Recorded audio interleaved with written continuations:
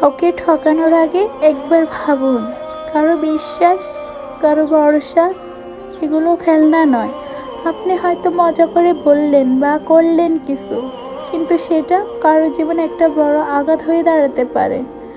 একটা মিথ্যা কথা, একটা খালি প্রতিশ্রুতি, একটা অকারণ প্রত্যাখ্যান, এগুলো কাউকে ভেঙে ফেলতে পারে।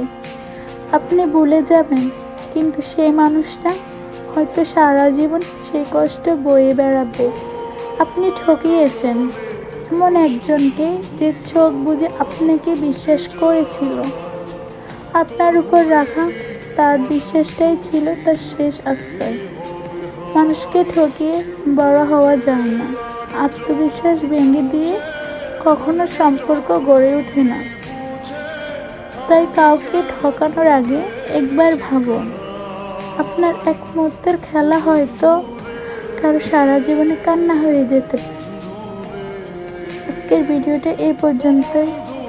ভালো লাগলে অবশ্যই ফলো করবেন। দেখা হবে আবার নেক্সট কোনো ব্লগ নিয়ে। সবাই ভালো থাকবেন। আসসালামু আলাইকুম।